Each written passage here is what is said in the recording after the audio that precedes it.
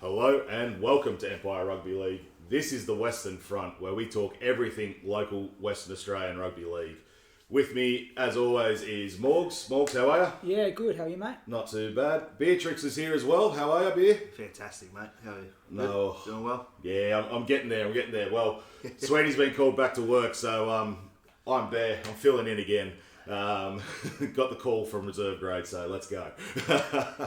We'll crack into it, boys. ANZAC Challenge over last weekend. How'd we see all the games? There was a touch game first, was there? Yeah, not? men's and women's touch. Same setup as. Get a score for that. Was that around? I can't remember the score, but I know the Kiwi teams won both from memory. I'm pretty sure. I'll take that. I think. Fair enough. I'll give a shout out to my nephew. He's 14-year-old playing in the men's team for the Perth City. So that's wicked. Well done, yeah, nice. Yeah. And then women's tag was next, and Perth Kiwi defeated Perth City 20-0 with, I apologise if I get this name wrong, Hayley Utia was player of the match. How do we see this one, boys? One-way traffic. I think the Kiwi team looked a lot more experienced on paper and showed it.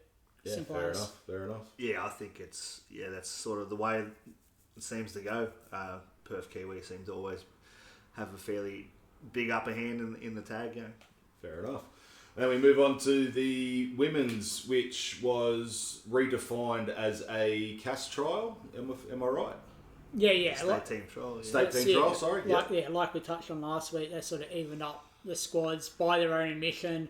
City having only won one game in the history of the women's game. So watching the game, I think it was quite obvious the teams have been evened up. It was a good game. Could have gone either way. Yeah, so final score was 12-8. Can't really call it a Perth City victory. Can't really call it a Perth Kiwi defeat. It was just a good game of women's rugby league from what I'm hearing. Yeah, Morgz. no, it was definitely a good game. Very even, and one of those ones that's down to the last play or the last couple of minutes, and I liked it. It was good footy and it was hard hitting from the sideline. It sounded painful, which is what you want to hear. So yeah, it was good. Fair enough. And Brianna Young was the player of the match for that one, so well done to her. Moving right along to the 18s boys, Perth City 24, Perth Kiwi 24, with Riley Bradley player of the match. But how did we get a draw? Is there no golden point in the 18s? Apparently not. It sort of finished 24-all. You weren't sure whether there was going to be golden point or what it was, but ref blew his whistle and that was it. Yeah, I was watching on the stream and I was thinking, beauty's going to be some extra time, and yeah, everyone just walked off the field. So that was a little bit disappointing that we couldn't get a result. But I mean, Perth City, really, they should have had it in the bag, and they just didn't know how to polish the game off at the end. Just made some silly mistakes, and maybe the Kiwis wanted a little bit more, that desperation play of the one-on-one strip, and it was a beautiful pass for that last try. See, I think watching it from the ground, it felt like the Kiwis were on top to start early on. They definitely got the jump, but I think the City team came back into it, and some great local talent, some great first grade quality talent, as we sort of touched on last week. The draw is probably a bit anticlimactic, but I think the boys put on a good display of what the future is for the senior game in WA. Fantastic. Well, hopefully next year we can get some, if required, we can get some golden point happening or some extra time, because on Anzac Day or an Anzac Challenge, you want a result. Definitely. One of the biggest days of the year, you want results. Yeah. Anyway, moving along to the curtain, not the curtain raiser, that was the 18s boys. The final game was the men's. Perth Kiwi 36 defeating Perth City 20, with Malachi Chan-Boon being player of the match. Gents, I think all of you got this wrong with your tips, if I remember last week. So how did we see this gone? I think the end score probably doesn't do the Kiwi team justice on how much they dominated. I think the first 60 minutes was absolutely one-way traffic, and maybe the boys knew they had it in the bag and sort of dropped back one gear, and the City team took advantage of that. But again, some really nice plays, and just some quality rugby league by some of the best players in the state, I think. Yeah, I suppose credit to the Sydney boys for still chipping away and Definitely. putting some respectability on the scoreboard. But yeah, I thought that City might, if they could handle the forwards, they might have got them at the back end. But clearly, the big Kiwi pack was untamable. And yeah, they just got run over the top. I mean, there was one point where you sent a message down and said this could be 50 more. So. Yeah. Well, that's what it felt like at the start. It felt like it was going to be an absolute bloodbath. So I think, like you said, Beer Triks, credit to the City team because it could have been a blowout and they did fight back.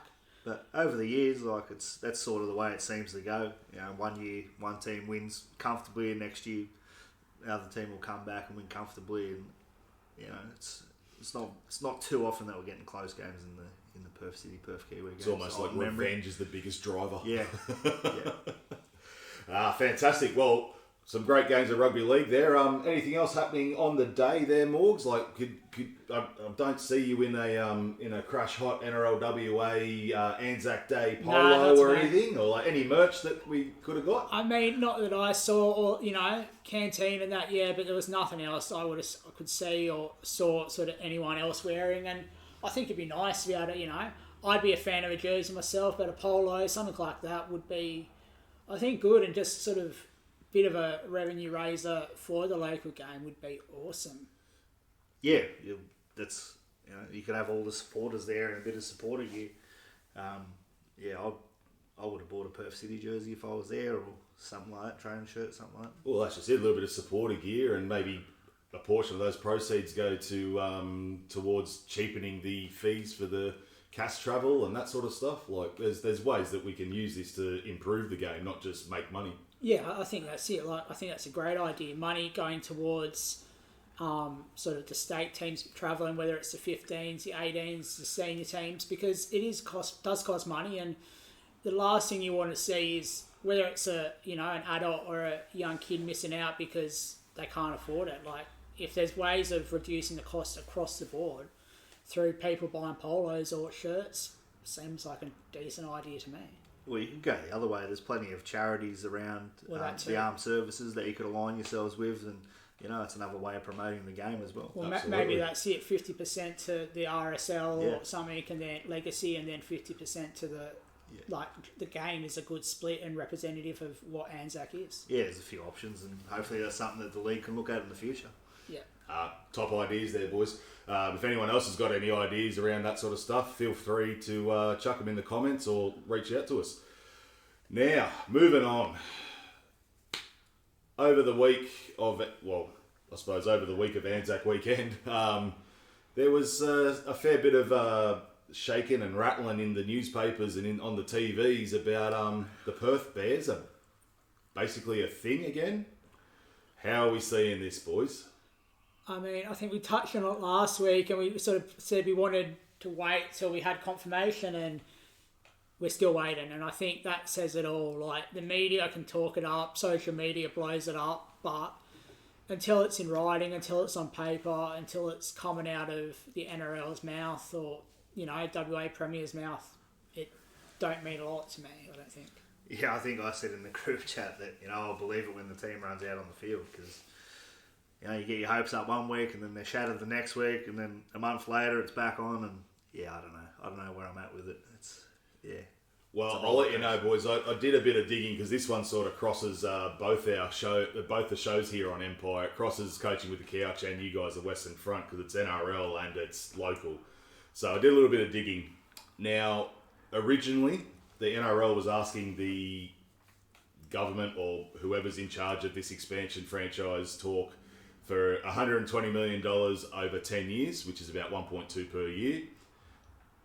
That seemed fairly reasonable. 12 years, sorry. I'm tired. Apparently the consortium or whoever it was came back and offered $30 million as a flat fee, and the NRL basically told them to go jump off a bridge, which is understandable. And then it was at that time that the local elections were sort of bouncing in and around. So then that passes, and the government went back with a $50 million offer as a single fee, which all that has done, from my understanding and research, is just reopen negotiations. It hasn't solidified anything. Personally, I think the NRL is going to find that offer a bit short as well. And then once an agreement is reached between the NRL and whoever's in charge of this Perth expansion bid, the other 16, 17 NRL clubs have to sign off on it as well. Yeah. They all want their piece of the pie. So, personally, I don't think 50 million is going to cut it. But that's just where we are at. It's not locked in. It's not real. The negotiations are still going on. But we are hopeful yet again because there are talks going on. But let's just crystal ball it, boys. What does WA get out of having a franchise here? Now, not just the growth of the game and that sort of stuff. Like, what are the physical, what are they going to get? Like, there's been touted a centre of excellence. What does that look like? I mean, to me, that looks like a permanent base for the local governing body who's been fairly transient through locations for whatever the reasons, just life being life. But I think a permanent base for the governing body, a facility for our ANZAC Day games, our grand finals, junior grand finals, CAS state team training, all that sort of stuff, all that stuff that is at Pathways. It's a base, it's a permanent location that isn't going anywhere, are we playing here this year, are we playing there for grand finals, we all know where it is. It's some sort of, I guess, comfort in stability for the game. I think it gives us a solid footprint in Western Australia, and it'll bring a professionalism to the game in Western Australia at board level as well. And I think things would run a lot smoother and stuff will get done. We wouldn't be waiting until a week before the comp for draws to come out, I don't think. Well, who knows? Like, yeah, well, you'd hope that a franchise coming over would strengthen the whole infrastructure of rugby league in the state. Yep. Now, the obvious thing is we want a franchise here purely not just to go and watch footy on the weekend, but we want our young fellas that are playing in our local comps to have a genuine crack at playing in the games on the weekend. So, what do you reckon the timeline is to genuinely see young talent that is born and bred in WA playing in a Western Bears jersey on Saturday night NRL? I mean, realistically, you're probably looking at a few years, but I think to say it can't even happen in year one would be ruling out possibilities. You only have to look at Ty Munro for South, went from Jersey Flag under 19s to NRL in the space of 6 months. So, is year one possible? With the right player and the right coaches, I'd say so. Realistically, I think 4 to 5 years, kids coming through those pathways, whether it's Harold Matts, SG Balls, Flag, Cup, you've got, if you're creating that pathway, 5 years. If you're bringing back the WA players that have moved over east in the last 5 years, then that probably speeds up the process. Bring them home of that as a campaign. Bring the kids home, bring them back, get them into those squads. They've got the experience, so yeah, 5 years for average, but why not year one? Yeah, I mean, if we're bringing players back that have been in systems over east, then yeah, year one is realistic for sure. But I think it's going to be 5 year minimum. I think we're that far behind in the juniors game that it's going to take at least 5 years to have that development coming through, have people getting used to it. But the biggest thing is it's going to take 5 years for coaches of junior kids to get up to speed of where the game is in the eastern states, at least, I think. Yeah, that's a fair point. It's not just the players that probably need skill sharpening. It's our sports trainers, our coaches, everybody around the team as well. So that's a really good point there, Beer Triks. Now, boys, franchise is real. Let's just crystal ball it again. Franchise is real. Where is their home ground? Is it this centre of excellence? Is it HBF? Is it Optus? Is it Subiaco? Is it where's the home ground for the Bears in WA? I think it's got to be HBF or whatever whatever you're going to call it. An upgrade there would be nice, but I mean it's still 20,000, so it's on par with other NRL grounds. It's rectangular, which is the shape all grounds should be. And I think, maybe, you might look at finals games maybe at Optus if you think you're going to get the 60,000 and make it worthwhile financially, but otherwise, HBF for home games in Perth.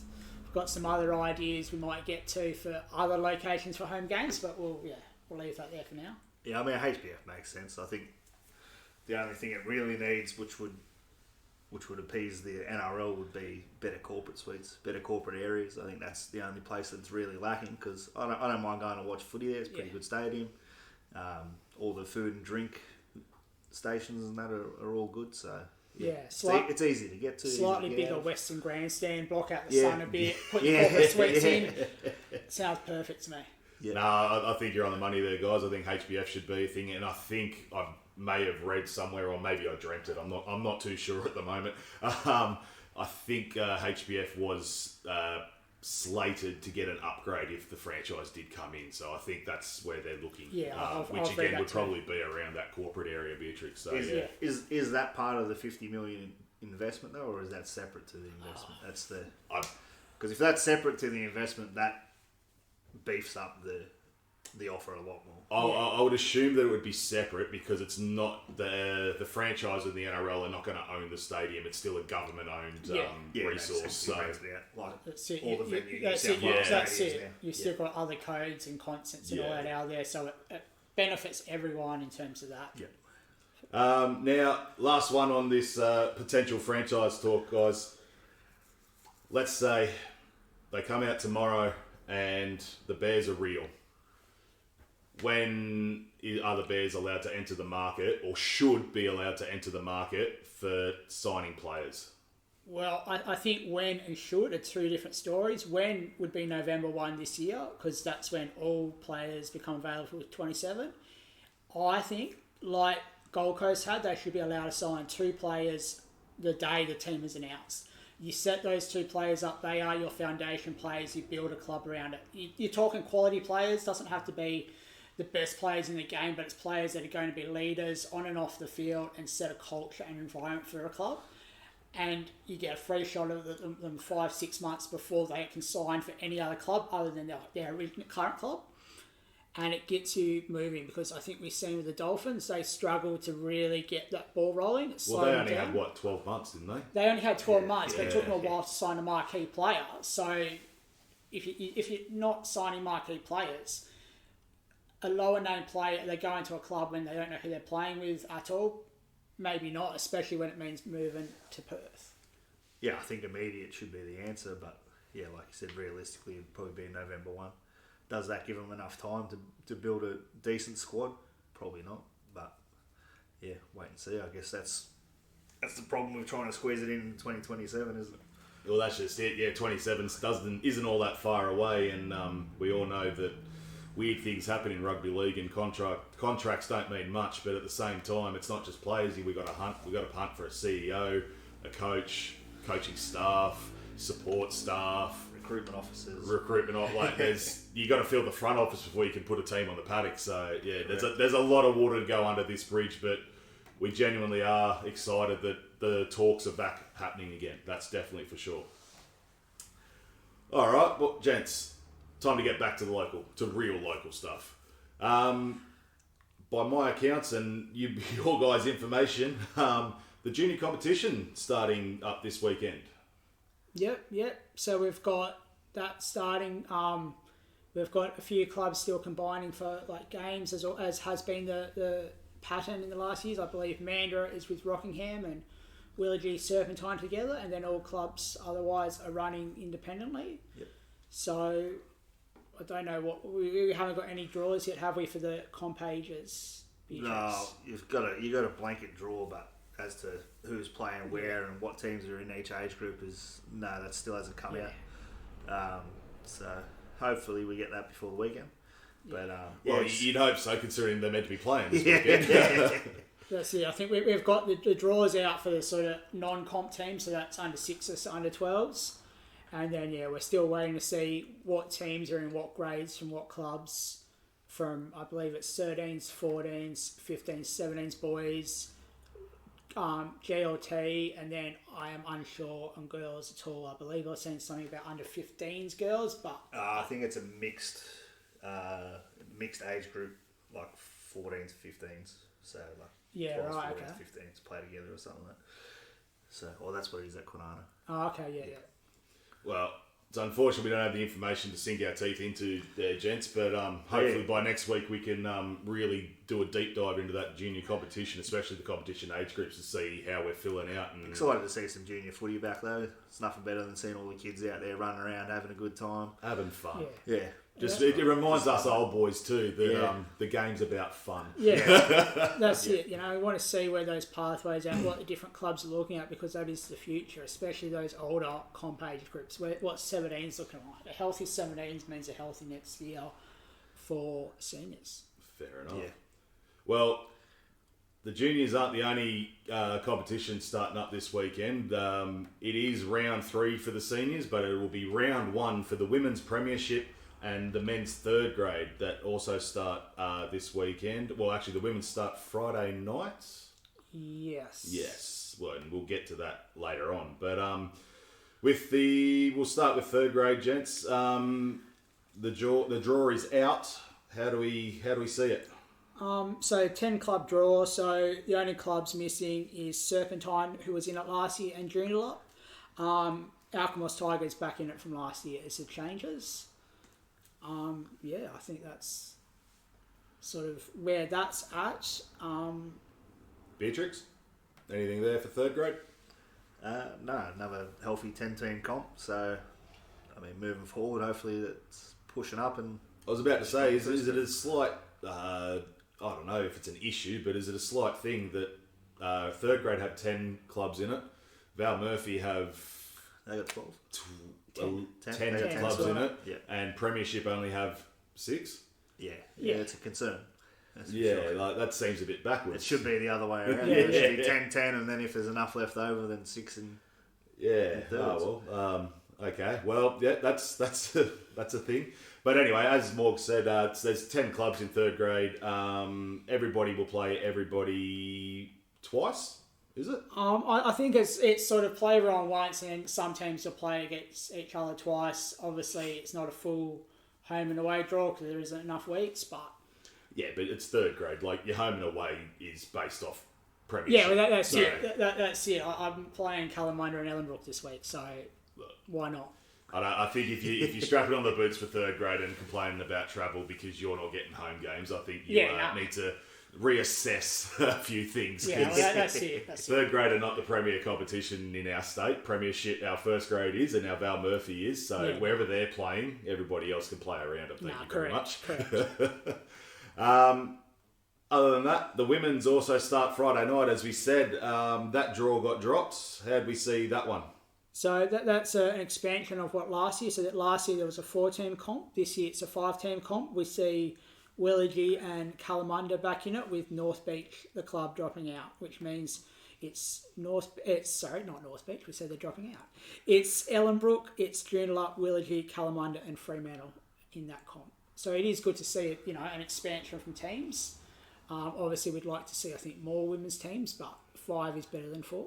I think the women's premiership essentially ended up as a 3-team comp by the end of it, didn't it, with all the forfeits that ended up happening. And I think there was a few forfeits and stuff, I think, at the end of which the last year. could be a combination of a lot of things. I mean, playing on a Friday night, I think we've touched on this in an earlier episode, is it the best timing?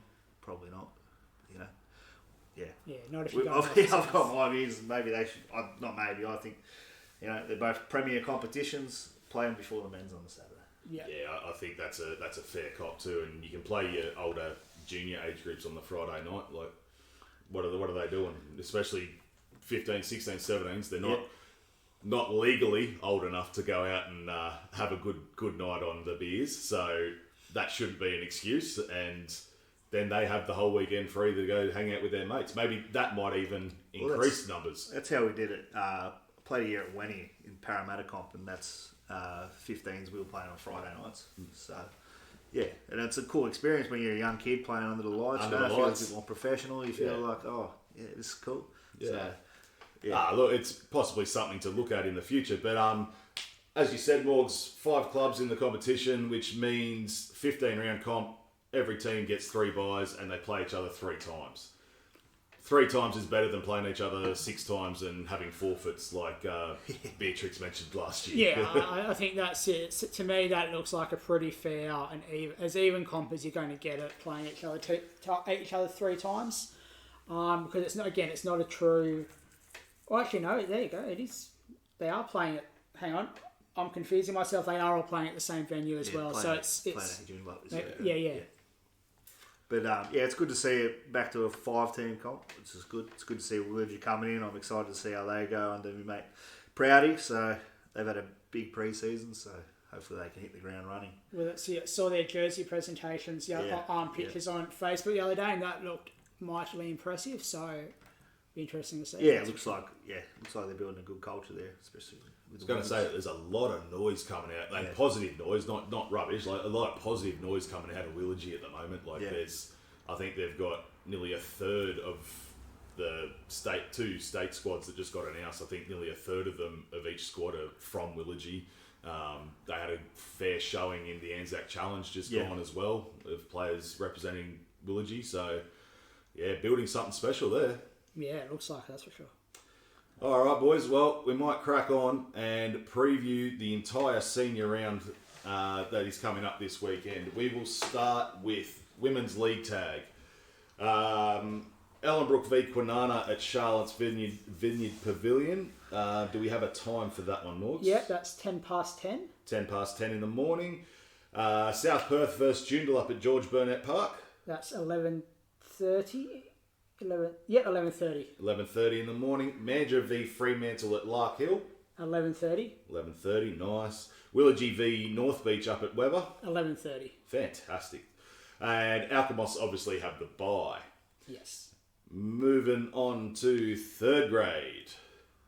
South Perth versus Mandurah at George Burnett Park. And that's a 12:40 kick. 12:40 kickoff. That's going to be a hot game. Rockingham versus Fremantle at Lark Hill. And that's a 12:40 as well. Fantastic. Willoughby v North Beach at Weber. 12:40. Ellenbrook v Alkimos at Charlotte's Vineyard. And that's 12:40 as well. And Kwinana v Kalamunda also up at Charlotte's Vineyard. And that's 11:20. Just to mix it up. Nice. All right, boys. We'll give Beer Triks something to do here. Val Murphy, we're going to need some tips, I think. Ellenbrook v Alkimos at Charlotte's Pavilion. Time of kickoff is... Ellenbrook versus Alkimos is 3:45. 3:45. And a quick tip from you boys on that one? Ellenbrook at home. Yeah, I think Ellenbrook at home. That's it's been pushed back later because it's an ANZAC service first. So I think big day, big crowd. I think Ellenbrook. Fair enough. Next game is Kwinana v Kalamunda, also up at Charlotte's Vineyard. And that's at 2:00. And I obviously have to go with my Kwinana boys. Yeah, it's going to be a good game of footy, but I think Kwinana go 3 from 3. 3 from 3. Jeez, that's an awesome record. This is their first year in Val Murphy, is it not? Correct. It is. Yeah, and they're 2-0. Well done. Next game, South Perth versus Joondalup at George Burnett. And that's at 2:00. Quick tip. South Perth. Yeah, South Perth. South Perth again. Alrighty, Rockingham v Fremantle at Lark Hill. 2:00 kick. And Freo. Yeah, Freo. Oi, Freo to do Rockingham at home. Right. And the last Val Murphy game for the weekend is Willoughby v North Beach at Weber Reserve. And that's a 2:00 kick and North Beach. North Beach. Yeah. Beach? Yeah. What? You reckon that old boys' corner is going to travel down to Weber Reserve and egg them on? Why not? They can sit in the in-goal on the hill. Yeah, that's a nice hill there. It's a nice shady little spot there. Fantastic. All right, moving on to the Women's Premiership.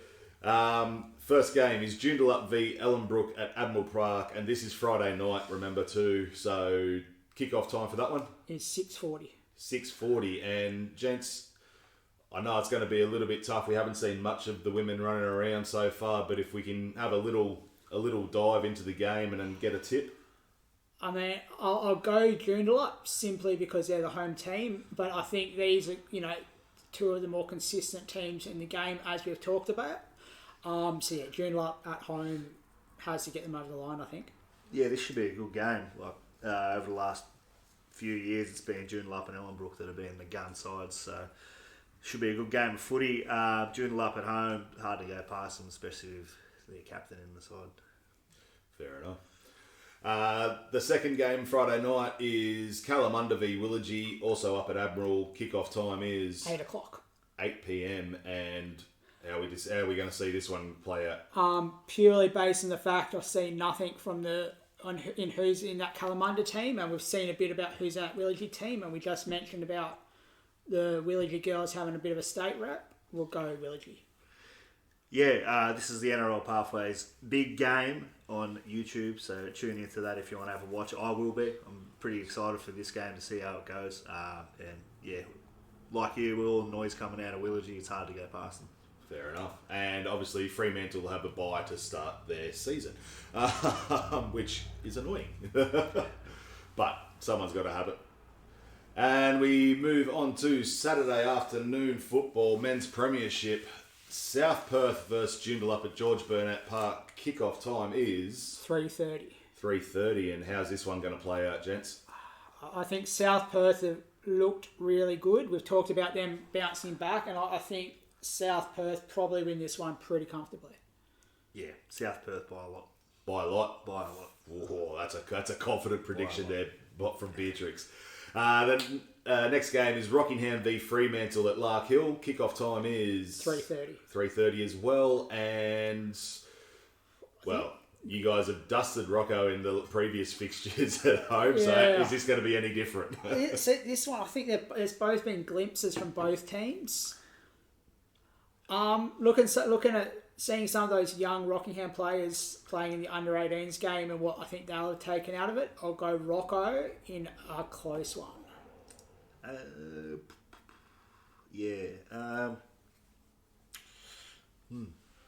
Rockingham in a close one. I think over the period, hopefully they've done a lot of team bonding, got to know each other better, that new squad. So, yeah, hopefully they come out and put it on the field and can get a win up against Freo, who I don't know how many of the injuries that they've had, if they're going to be coming back, but last time they trotted out, they were missing a few.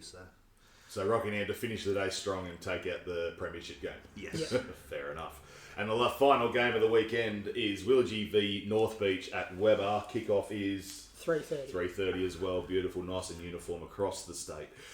How do we see this one? I reckon Willagee, first game back at home in first grade.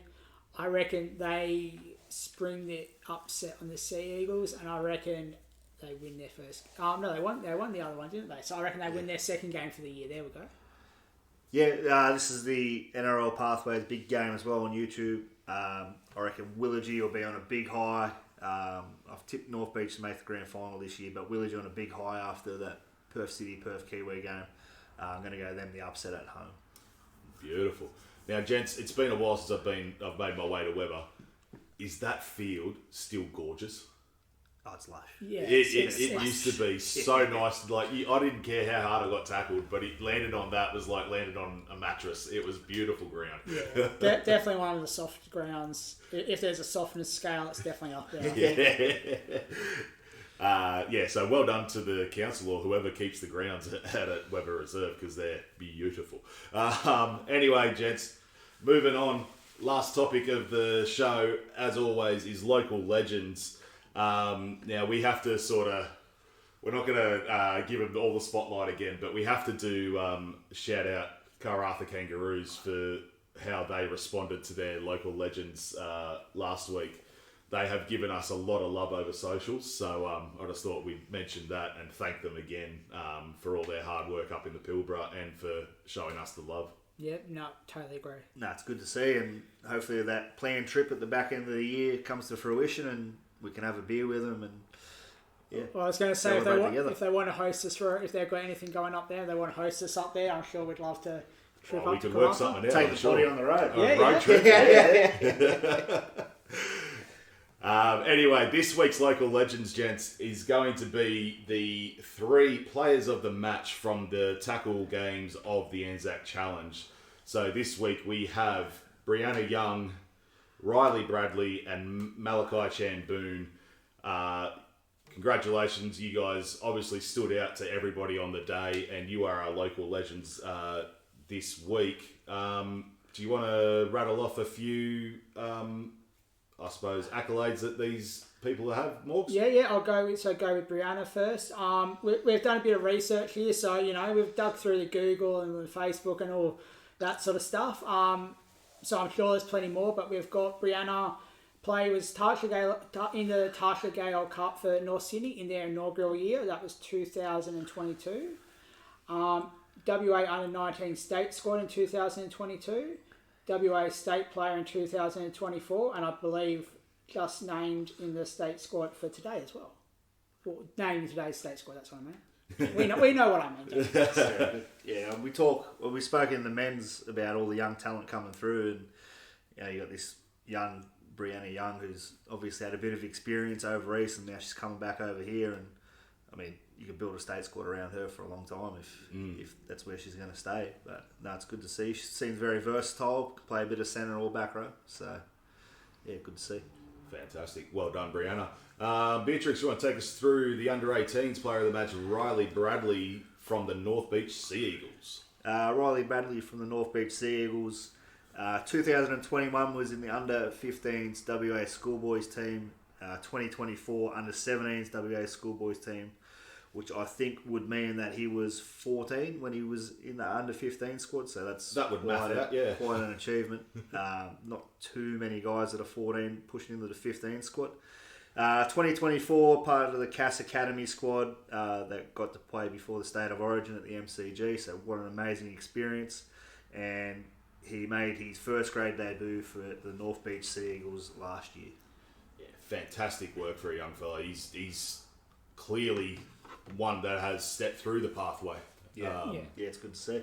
And that's it. We were talking last week when we were previewing the under-18 game, and we were talking about they're not just the next generation, they are the generation now. They are playing first grade, and I think he's obviously one of them. So, kudos to him because he looked good out there, and I think we've talked about some really good players at North Beach, and I think he's going to be pushing them very hard to get maybe that desired fullback spot. Yeah, so you can't. They can produce that's some scary fullbacks if they're, Yeah.